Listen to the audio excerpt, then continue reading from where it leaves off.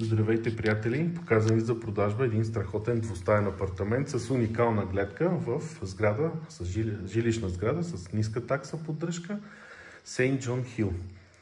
От тук се влиза директно в този апартамент, след малко ще покажем. Това е хола, той е доста голям, няма мебели, защото в момента се разчиства, но имаме камина.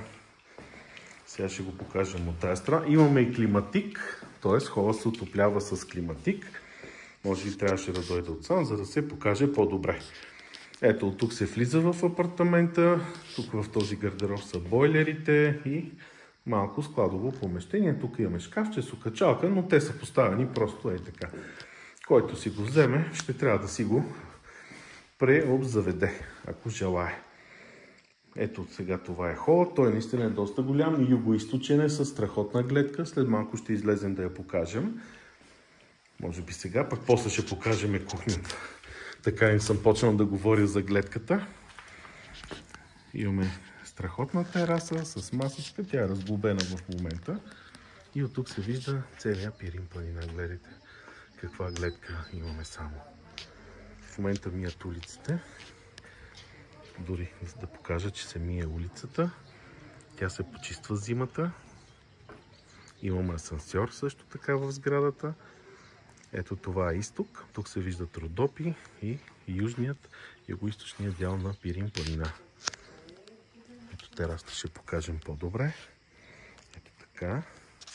И от тук отново показваме уникалната гледка към гората.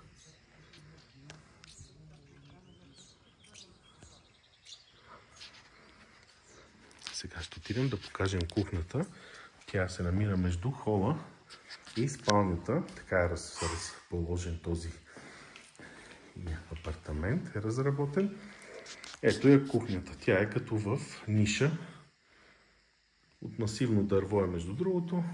В добро състояние. Едно почистване и може да си стане добре. Банята е много голяма. Вижте каква просторна, голяма баня с вана.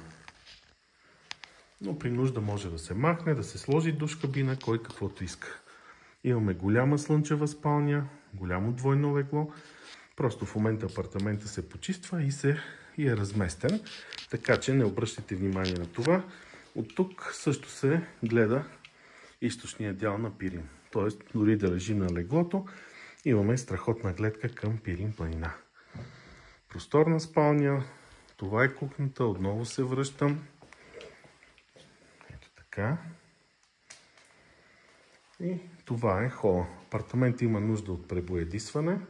Както казах, в момента се разчиства. За повече информация ще оставя моите данни на линка под това видео.